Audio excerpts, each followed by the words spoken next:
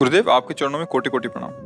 गुरुदेव भगवान, हमने संसार में जिनको अपना आश्रय मानकर जीवन साथी के रूप में वर्ण किया और जीवन समर्पित कर दिया, उन्होंने ही जब हमें ठुकरा दिया और जीवन की मझधार में बिल्कुल अकेला छोड़ दिया, इतना सब होने पर भी उनके प्रति अति मोह आसक्ति खत्म होकर सिर्फ और सिर्फ श्री जी के चरणों में कैसे लगे?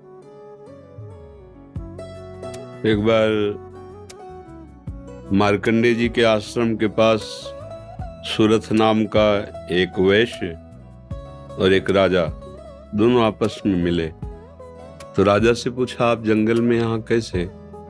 वह मेरा राज्य छिन गया है, पर मैं वही राज सिंहासन, वही राजमहल, वही रानियां, ये हमारा चिंतन नहीं जा रहा है। मुझे राज्य मिले इस बात के लिए तो मैं दुखी नहीं, पर मैं अपने परिवार को नहीं छोड़ सकता। और रोने लगा। फिर पूछा, आप क्यों इधर जंगल में? तो उनका, मेरे बेटे ने मुझे पीट के निकाल दिया, सारी संपत्ति छीन ली, पर मेरा मन उसी के लिए तड़प रहा है। वो भले मुझे पीटे, पर मैं अपने बेटे, बहू, परिवार को नहीं छोड़ सकता। बोले, तो बड़ी विचित्र हम दोनों की दशा है कि वो हमें छोड़ रहे हैं, वो हमें ठुकरा रहे हैं और हम उनके लिए रो रहे हैं, ये क्या है? तो राजा ने कहा, पास में मार्कंडेय जी का आश्रम है, हम लोग उन महापुरुष के पास चलते हैं और अपना निवेदन करते हैं। तो जाके प्रणाम किया और अपनी बात दोनों ने रखी। तो मार्कंडेय जी ने कहा, ये भगवती माया का प्रभाव है। अगर भगवान की ऐसी प्रचंड माया ना हो तो सब परमानंद में मगन हो जाएं। ये माया ही, वो हमें धोखा दे, वो हमें ठुकराए, पर हमारा मोह, हमारी ममता उससे बिलग नहीं होती है। अब उससे हटने का एक ही उपाय है, साधन को हरिभजन है, कै सत्संग सहाय। अगर हम सत्संग सुने तो सुनते सुनते बुद्धि पवित्र हो जाती है और फिर निश्चय होने लगता है। आप जिनके लिए रो रहे हैं, जिनकी बुद्धि पावन हुई, उन्होंने तिरस्कार पूर्वक छोड़ दिया। रत्नावती जी, भक्तमाल में चरित्र है, पढ़ लीजिए। रत्नावती जी पूरे रानी के जैसे सुख होते हैं वैसे ही रानी थी, वैसे ही सुख में मगन थी। कोई हरि भक्ति, कोई भजन, कुछ नहीं। और राजा भी अत्यंत प्यार करते थे, पर दासी वो वृंदावन आती थी और संतों का संग करती थी, सत्संग। तो उसके हृदय में गोविंद के चरणों में प्रीति उत्पन्न हो गई। वो रानी के कभी पैर दबा रही होती तो एकदम बोल पड़ती, हा कुंज बिहारी, हा गोविंद। तो रानी सावधान होकर देखती, तू रहती तो मेरे संग है, मेरी निजी दासी, अंग सेवी। ये कौन है कुंज बिहारी, कौन है गोविंद? किससे तू प्यार करती है? आज तक मुझे नहीं बताया। हमारे यहाँ की दासियां तो आजीवन समर्पित अंग सेवी होती हैं, ये क्या? तो मुस्कुरा दी, बोली, महारानी आप अन्यथा मत समझना, ये कोई व्यक्ति नहीं हम जिससे प्यार करते हैं। नहीं नहीं, तू पूरी बात बता दो, मत सुनो, मत सुनो, नहीं किसी काम के नहीं रह जाओगे। और रो पड़ी। भगवान का जो प्यार होता है ना हृदय में, वो अलग कोटि का होता है। वो बस मत पूछो, आप मत पूछो। अब तो और आकर्षित हुई, नहीं नहीं आप बताओ ना। तो जब बैठ करके भगवत चर्चा, उनकी रूप माधुरी, गुण माधुरी, वो तो इतना उसके हृदय में अच्छा लगा कि पैर दबाने से हटा के सिराने बैठा लिया। देखो तुम अब वहां नहीं, अब यहाँ बैठ के केवल हमें प्रभु की बात सुनाओ। इतना रंग चढ़ा कि हृदय विकल हो, उनका कैसे दर्शन हो सकते हैं? गोविंद के कैसे दर्शन हो सकते हैं? बिहारी जी के कैसे दर्शन हो? तो उनका, महारानी जी एक ही उपाय है, यदि प्रगट में संतों का संग किया जाए तो निश्चित संत सभा में गोविंद छुपे रहते हैं, वो जरूर कृपा करेंगे। तो रानियों कहीं जा तो सकती नहीं, तुम ऐसा करो, बगल में एक भवन तैयार करवाओ संत सेवा के लिए, और संतों को बुलाओ, और हम स्वयं बनाएंगे, संतों को पवाएंगे, उनके श्रीमुख से भगवत चर्चा सुनेंगे। उस समय दिल्ली में बादशाह के समीप विराजमान थे माधो सिंह, उनके पति का नाम था। अब रानी का हुक्म, महल के निर्माण हुआ, पास में संतों, और खिड़की से वो दर्शन करती, फिर सुंदर भोग पधराती, जाके सब संतों को पवाती। ये जब सूचना पहुंची राजा के बाद, बिना हमारे आदेश के संत निवास बन जाना, संतों के बीच में, रानी को ऐसे कोई सहज थोड़ी देख सकता, जाना सब। तो हुक्म कर दिया, बिल्कुल नहीं, संतों के समीप जाना बंद, ये सब बिल्कुल, क्योंकि एक राज मर्यादा होती है ना। और कुछ कठोर शब्द कहे।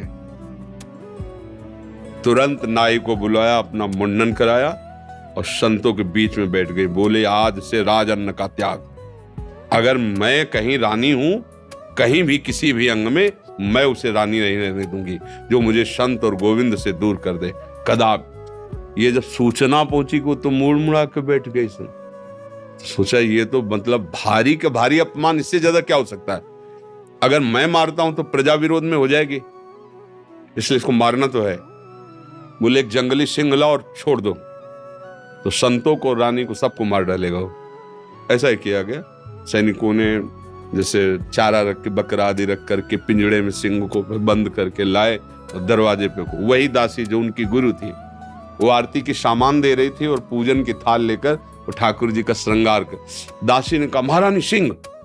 जो ही पिंजरा से खोला गया तो ऐसे मुड़ी, उनका सिंह नहीं नरसिंह भगवान पधारे, थाल लेके। सिंह ऐसे जैसे कोई गाय ना, सीधी गाय हो, ऐसे तिलक लगाया, आरती की, प्रणाम किया। ऐसे सब देखते रह गए। फिर लौटा सिंह को मारी छलांग, तो जो ऊपर बालकनियों में खड़े देख रहे थे ना मान सिंह के आदमी, फाड़ के फेंक दिया और गुर्राता हुआ भाग गया। अगर हम अपनी भक्ति के रंग में आ जाएं तो फिर हमारा ये माया मोह संसार नष्ट हो सकता है। अन्यथा हमारे शब्द तो जरूर अच्छे नहीं लगेंगे, पर सही पूछो तो कृपा है जो असलियत का पता चल रहा है। यहाँ कोई किसी से प्यार नहीं करता। अपने सुख स्वार्थ की जब तक पूर्ति लगती है, हमारा मन जब तक राजी है, तब तक हमें आपको प्यारे कहते हैं, अपना प्यारा बना लेते हैं। और जब हमारा मन कहीं और राजी हो गया तो आपकी तरफ देखते नहीं। संसार का ये स्वरूप, पर मेरे प्रभु का ऐसा स्वरूप नहीं है। सबरी मैया कोई ऐसा थोड़ी बहुत रूप ऊंचे कुल की, ऐसा नहीं था। सबर जंगली जातियों में आती है उनमें, लेकिन भगवान की भक्ति से बड़े बड़े ब्रह्म ऋषियों के आश्रम में भगवान नहीं गए, सबरी माता के। भगवान ये सब संसार यही सब देखता है, तुम्हारा रूप, तुम्हारा गुण, तुम उसके काम लायक हो कि नहीं हो। अगर स्वार्थ की पूर्ति लायक नहीं हो तो कोई भी हो, हट जाओ या वो मार डालेगा। संसार का स्वरूप है, कोई न कोई नाटक करके तुम्हें नष्ट कर देगा संसार। लेकिन हमारे भगवान कैसे भी नीच, पतित, अवगुणी, कुरूप, बिल्कुल मूर्ख कैसा भी हो, भगवान उसे अपनी गोद में ले लेते हैं। तो एक ही उपाय है, भगवान के चरणों का आश्रय लेना, वही परम पति हैं। देखो मीरा जी ठसक से कहती, मेरे तो गिरधर गोपाल दूसरा न कोई। और ये कभी धोखेबाज नहीं है, कभी धोखा नहीं। हम सही कहते हैं। अगर हमें जैसे बचपन से लगे रहे ना, हमें बात समझ में नहीं आती ना, तो हम ये जरूर माइक से कहते हैं कि भाई देखो, भक्ति करना ठीक है, पुण्य है, मंगल है, लेकिन हम अपनी छाती की बात कहते हैं। अभी तक कमी हमारी और कृपा उनकी डुबो रही है। बस अगर कहीं कमी है तो हमारी कमी है, उनकी तरफ से कृपा ही कृपा, दुलार ही दुलार है। ये सच्ची मान लो। अगर कोई प्यार करने वाला है तो प्रभु है। आप कहोगे दिखाई नहीं देते हैं, आपने अपने को देखा है क्या? अगर प्रभु से देखने पर ही प्यार करते हो तो आप अपने से प्यार करते हो ना। देखो ना, आप अपने से प्यार, आपने अपने को देखा है क्या? आप तो शरीर को देख रहे हैं, बिना देखे भी आप अपने को बहुत प्यार करते हैं। आप अपने आप को बहुत प्यार करते हैं। अगर ये पता चल जाए कि हाँ कैंसर हो रहा है और आपको क्षति पहुंच जाएगी तो आप यहां से कटवा देंगे। अपने आप से ज्यादा प्यार आप किसी को नहीं करते, टांग कटवा देंगे आप। अगर ऐसा लग जाए कि अपने को बहुत अशांति, जीना मुश्किल है, आप क्या करेंगे, कैसे मुंह दिखाएंगे, तो आप जहर खा लेंगे, फांसी पे चढ़ जाएंगे। मतलब समझिए, पर आपने अपने को देखा नहीं, जाना नहीं, फिर भी आप बहुत प्यार करते हैं। जो कुछ भी प्यार करते हैं अपने लिए करते हैं। अपने आप से बढ़कर आप किसी से प्यार नहीं करते, पर आपने अपने आप को नहीं जाना, तो फिर तुम उन्हीं के अंश हो। जब तुम अपने को नहीं जान पाए तो जैसे अनजाने में आप अपने से प्यार करते हो, ऐसे ही शुरू कर दो प्यार प्रभु से, और उनके तुम हो वो सामने आ जाएंगे पक्का।